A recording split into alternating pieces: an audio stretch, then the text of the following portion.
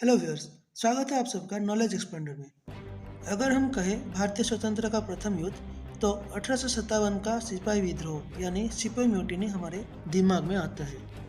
लेकिन क्या सच में यही थी आज़ादी की पहली लड़ाई? क्या सच में वो लोग आज़ादी के लिए लड़ रहे थे? मैं तो कहूँगा ना, क्योंकि उनमें से ऐसा कोई भी नहीं था जो स्पेसिफिकली आज़ादी के लिए लड़ रहा था। सारे के सारे अपनी खुद की फायदा को तो गुरुत्व दे रहे थे। इनफैक्ट पूरा विद्रोह ही मेजर क्लान्स और उनके लीडर्स के पर्सनल मोटिव्स के लिए लड़ा जा रहा था। तो अब क्वेश्चन आ रहा है कि real first war of independence कब हुआ था? अगर आप लोग सोच रहे होंगे कि 1857 के बाद कभी हुआ होगा, तो आप लोग बिल्कुल गलत सोच रहे हैं, क्योंकि असली वॉर ऑफ इंडिपेंडेंस और वो भी आर्म्ड रिवेलियन तो उसके 40 साल पहले ही शुरू हो गया था और उसे पाइको रिवेलियन या पाइको विद्रोह के नाम से जाना जाता है। इसी पर्टिकुलर वीडियो में मैं उस ग्रेट रिवोल्ट के बारे में सब कुछ बताने वाला हूँ जो हर एक भारतीय को जानना चाहिए। इस वीडियो को पूरा देखें और अगर ये वीडियो आपको अच्छा लगा तो भारत माता की जय कमेंट में जरूर लिखें। पाइको रिवेलियन मई 1817 में भारत में स्थित ईस्ट इंडिया कंपनी के क्रूर शासन के खिलाफ प्रारंभिक सशस्त्र विद्रोह था। पाइको लोगों ने अपने नेता बख्शी जगबंधु के नेतृत्व में विद्रोह किया और भगवान जगन्नाथ को ओडिया एकता के प्रतीक के रूप में पेश किया। कंपनी के ताकतों के द्वारा दबाए जाने से पहले ही विद्रोह तेजी से ओडिशा के अधिकांश हिस्सों में फैल गया।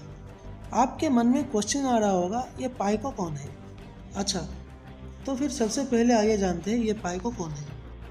पाइको लोग बेसिकली ओडिशा के गजपति शासकों की किसान सेना थे, जो कि शांति काल के दौरान खेती करते थे और युद्ध काल में राजाओं को सैन्य सेवाएं प्रदान करते थे।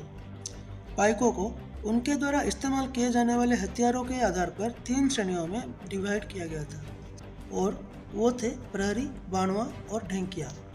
प्रहरी ढाल और तलवार के वाहक थे, बाणवा दूर के अभियानों को नेतृत्व करते थे और मैचलॉक का इस्तेमाल करते थे, जबकि ढेंकिया सब तीरंदाज थे जो कि ओडिशा सेनाओं में विभिन्न कर्तव्य का पालन भी करते थे। पर 1803 में ईस्ट इंडिया कंपनी द्वारा ओडिशा पर विजय पाना और खोर्धा के राजा को गद्दी से हटाने के साथ साथ पाइकों के शक्ति और प्रतिष्ठा में गिरावट दिखना शुरू हो गई। और तो और पाइकों के प्रति कंपनी के रवैये को विद्रोह के कारणों की जांच करने वाले कमीशन के वाल्टर इवर ने व्यक्त करते हुए कहा था कि अब खोर्धा में पाइकों की सहायता की कोई आवश्यकता नहीं है। उन्हें प्रेसिडेंसी की सेनाओं में रखना खतरनाक हो सकता है और उनके साथ नॉर्मल फार्मर जैसा व्यवहार किया जाना चाहिए और उनसे भू राजस्व तथा अन्य कर वसूले जाना चाहिए और तो और उनकी जागीरी भूमि को भी छीन लेना चाहिए। इस प्रकार थोड़े ही समय में पाइकों का नाम भुला दिया गया, लेकिन अब भी पाइको लोग जहाँ रह रहे थे वहाँ उन्होंने अपना पुराना आक्रामक स्वभाव बरकरार रखे थे। पाइको विद्रोह का कारण क्या था? पाइको विद्रोह की उत्पत्ति कई सामाजिक, आर्थिक और राजनीतिक कारणों से हुई। ओडिशा में उस समय व्यापार के लिए 4 बंदरगाह थे। इस क्षेत्र के नेटवर्क में लाखों व्यापारी शामिल थे। हालांकि ईस्ट इंडिया कंपनी ने अपने ट्रेड मोनोपोली को रक्षा करने के लिए इन पोर्ट्स को व्यापार के लिए बंद कर दिया था। और तो और ईस्ट इंडिया कंपनी ने लोकल एडमिनिस्ट्रेटर्स जो कि एडुकेटेड और वेल्दी थे, उनसे उनकी हेरिडेटरी जमीन जो कि पहले टैक्स फ्री थे, उन पर भी टैक्स लगाना शुरू कर दिया और वो टैक्स उनसे जबरन वसूली करना भी शुरू कर दिया। यही जबरन वसूली वाली भू राजस्व नीति ने किसानों और जमींदारों को समान रूप से प्रभावित किया। नमक पर भी टैक्स लगा दिया गया, जिससे कि नमक की रेट बढ़ गई, तो ये जले पे नमक जैसा काम किया। और एक बार ईस्ट इंडिया कंपनी आने से पहले कौड़ी मुद्रा चल रहा था, उसे भी ये अंग्रेजों ने बंद कर दिया और सिल्वर कॉइन्स की प्रचलन शुरू करने लगे और ये बात से बहुत कठिनाई और असंतोष पैदा हुआ। 1804 में खोर्धा के राजा ने पाइकों के साथ गठबंधन कर कंपनी के खिलाफ विद्रोह की योजना बनाई, लेकिन जल्द ही अंग्रेजों को उस साजिश का पता चल गया और राजा का राज्य को जब्त कर लिया गया। लीडर्स और पार्टिसिपेंट्स। अब आइए जानते हैं इस विद्रोह का लीडर्स को। पाइको विद्रोह का नेतृत्व खोर्धा के राजा की सेना की पूर्व कमांडर बख्शी जगबंधु ने किया था। बख्शी जगबंधु जी की परिवार की संपत्ति को अंग्रेजों ने 1814 को कब्जा कर लिया, जिससे वो दरिद्र हो गए। और फिर मार्च 1817 में जब विद्रोह भड़का तो पाइकों ने जगबंधु जी के नेतृत्व में एकजुट हो गए। उनके अलावा राजा मुकुंद देव, जो कि खोर्दागढ़ के लास्ट राजा थे, वो भी इस पाइको विद्रोह का एक लीडर थे। इस विद्रोह को ओडिया समाज में बहुत समर्थन मिला, जिसमें अनेकों सामंतों, पाइकरायों, जमींदारों और ओडिशा के आम लोगों ने भाग लिया। खासकर कारीपुर, मृचपुर, गोरला, बलरामपुर, बुजनकेरा और रूपसा के जमींदारों ने पाइकों को समर्थन किया। देखते ही देखते बाणपुर और खोर्दा में शुरू हुआ ये रिबेलियन तेजी से ओडिशा के अन्य हिस्सों जैसे पुरी, पिपली, कटक, कनिका, कुजंग और पटामुंडई के साथ साथ कई दूर दराज के गांवों में फैल गया। कनिका, कुजंग, नयागढ़ और गुमसर के राजाओं ने तो जगबंधु और दलवेहरा की सहायता भी की, और जदुपुर की मीर हैदर अली इस रेबेलियन की एक महत्वपूर्ण मुस्लिम विद्रोही थे। कंपनी की नीतियों पर ओडिशा में असंतोष पनप रहा था। जब मार्च 1817 में कोंद जनजाति की 400 मजबूत पार्टी गुमसर राज्य से खोर्दा में घुस गई और खुले तौर पर कंपनी शासन के खिलाफ अपनी विद्रोह की घोषणा की। जगबंधु जी के नेतृत्व में पाइको उनके साथ शामिल हो गए। उन्होंने बाणपुर में पुलिस स्टेशन और पोस्ट ऑफिस को लूट लिया और आग भी लगा दी। इसके बाद विद्रोहियों ने खोर्दा की ओर मार्च किया, फिर वहां की प्रशासनिक इमारतों और खजाने को लूट लिया, जबकि विद्रोहियों की एक और समूह ने परागना लंबोई पर कब्जा कर लिया, जहां उन्होंने कंपनी के भारतीय अधिकारियों को मार डाला। कंपनी की सरकार ने अप्रैल की शुरुआत में लेफ्टिनेंट प्राइड्यूअर के नेतृत्व में खोर्दा और लेफ्टिनेंट पारिस के नेतृत्व में पिपली में विद्रोह को दबाने के लिए सेनाएं भेजी। इन पर पाइकों के निरंतर हमला हुए, जिससे उन्हें कटक में ही पीछे हटने के लिए मजबूर होना पड़ा। और तो और फारिस खुद पाइकों के द्वारा मारा गया। हालांकि कैप्टन वेलिंगटन के नेतृत्व में पूरी भेजी गई एक अन्य सेना को थोड़ा विरोध का सामना करना पड़ा और 9 अप्रैल को 550 लोगों की एक सेना को खोर्दा भेजा गया। 3 दिन बाद उन्होंने खोर्दा पर कब्जा कर लिया और खोर्दा क्षेत्र में मार्शल लॉ घोषित कर दिया।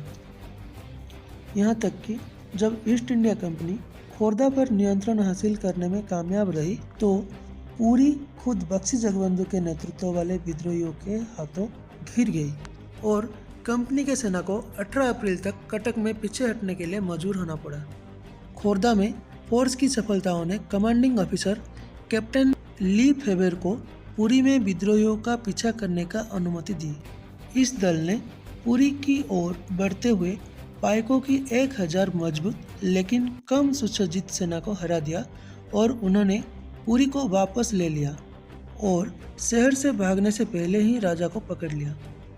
विद्रोह तेजी से पूरे ओडिशा में फैल गया और कंपनी के सैनिकों और पाइको फोर्स के बीच कटक सहित कई और जगहों पर मुठभेड़ हुई, जहां पाइक लोग जल्द ही हार गए। मई 1817 तक ईस्ट इंडिया कंपनी पूरे प्रांत पर अपना अधिकार फिर से स्थापित करने में कामयाब हो गई। इस विद्रोह का इफेक्ट्स। मई 1817 में ईस्ट इंडिया कंपनी ने पकड़े गए विद्रोहियों को सजा देने के लिए खोर्दा में जजेस को अपॉइंट किया। दी गई सजाओं में फांसी, कारावास, पेनल ट्रांसपोर्टेशन शामिल थे। 1818 से 1826 के बीच कंपनी के सैनिकों ने उन विद्रोहियों जो भागने में सफल रहे थे उन्हें मारने के लिए या पकड़ने के लिए खोर्दा के जंगलों में कई सारे अभियान चलाए। विद्रोहियों के नेता जगबंधु जी ने 1825 में ईस्ट इंडिया कंपनी के सामने आत्मसमर्पण कर दिया और 1829 तक कटक में उनके कैदी के रूप में रहे। फिर उनकी मृत्यु हो गई और राजा मुकुंद देव की मृत्यु कंपनी के कैदी के रूप में 1817 में हो गई। ईस्ट इंडिया कंपनी ने विद्रोह के कारणों को जांच के लिए एक आयोग भी नियुक्त किया। कंपनी के कटक के नवनियुक्त कमिश्नर रॉबर्ट केर के तहत अपने प्रशासन को फिर से व्यवस्थित करने के लिए योजना बनाई ताकि यह सुनिश्चित किया जाए कि इस तरह की विद्रोह फिर से ना हो। पर ये प्रयास आधे अधूरे मन से ही रहे। कंपनी के अधिकारियों ने ओडिशा को मद्रास और बंगाल के बीच एक कनेक्टिंग रूट के हिसाब से ही देखा, पर ओडिशा ने 1827 में तपांग में कंपनी के खिलाफ और 1835 के बाणपुर विद्रोह में खुद को शामिल करके अपना अभियान जारी रखा। ईस्ट इंडिया कंपनी के शासन के खिलाफ ओडिशा में अन्य प्रमुख विद्रोह भी चलते रहे, जिनमें दोरा बिसोई और चकोरा बिसोई के तहत दो अलग अलग कंध विद्रोह और कोल विद्रोह, वीर सुरेंद्र साय और गोंड सरदार के नेतृत्व में संबलपुर विद्रोह, धरणीधर नायक के तहत भूया विद्रोह आदि शामिल है। ओडिशा में कंपनी की राजस्व नीतियों, जो स्थानीय आबादी के असंतोष के प्रमुख कारण थी, वो अपरिवर्तित रही। अभी अक्टूबर 2017 में ओडिशा सरकार ने फॉर्मली सेंट्रल गवर्नमेंट को 1857 के सिपाही विद्रोह के स्थान पर पाइको विद्रोह को प्रथम भारतीय स्वतंत्रता संग्राम के मान्यता देने की प्रस्ताव दिया, पर संसद के 2021 के विंटर सेशन में यूनियन कल्चर मिनिस्टर जी किशन रेड्डी ने राज्यसभा में लिखित उत्तर के माध्यम से कहा कि पाइको रिविलियन को स्वतंत्रता का पहला युद्ध नहीं कहा जा सकता।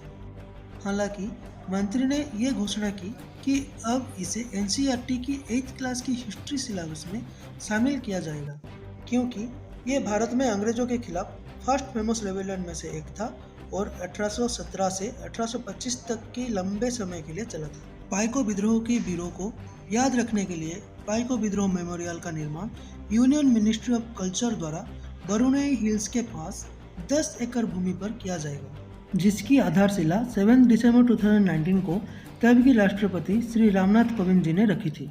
इस वीडियो में बस इतना ही। अगर ये वीडियो आपको अच्छा लगा तो वीडियो को लाइक, शेयर और चैनल को सब्सक्राइब जरूर करें।